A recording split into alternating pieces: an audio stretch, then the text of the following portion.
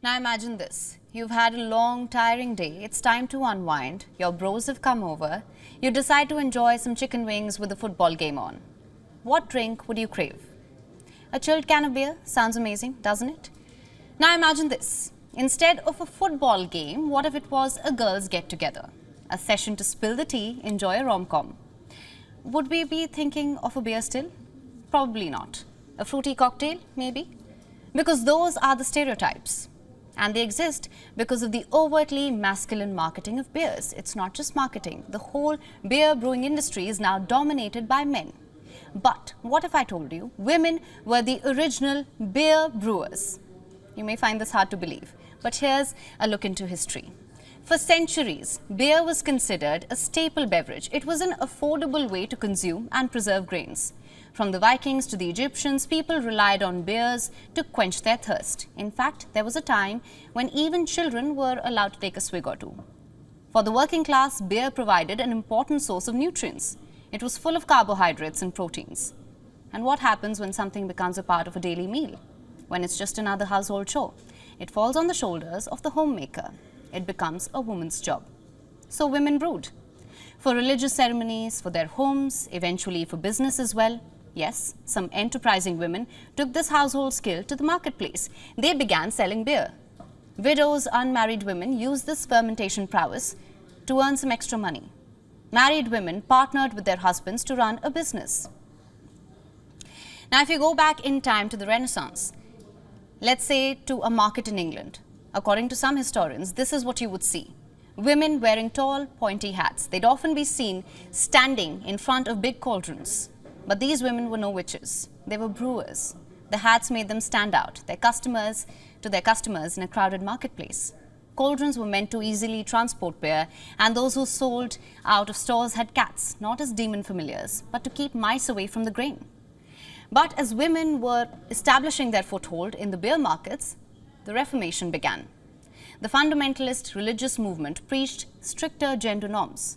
And when ale houses opened, production moved away from home into the factories. Eventually, beer became commercialized. And with that, it moved firmly into the hands of men.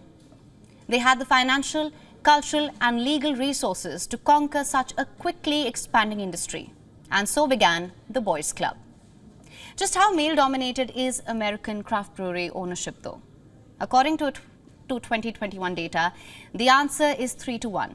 That's right. 76% of the brewery owners in the United States are men.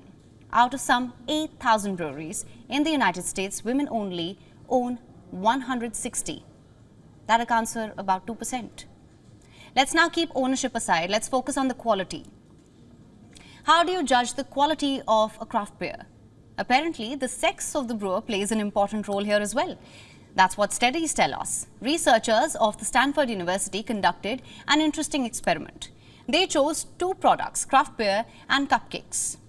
Participants were shown a label from a fictitious craft beer. They were then asked to judge the quality of the beer.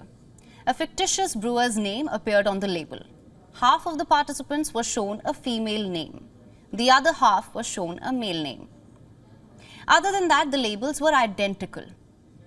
What were the results?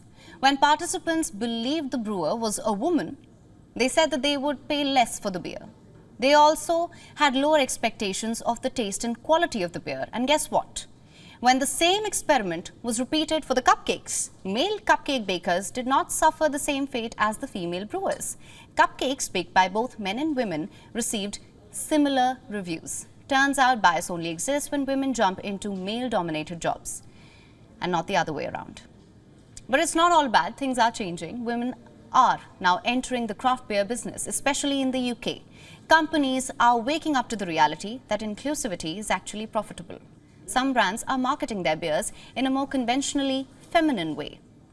If you see a beer can in pastel and jewel-toned packaging, don't be surprised. And those who still believe that beer brewing is a man's job, well, maybe it's about time they took a history lesson.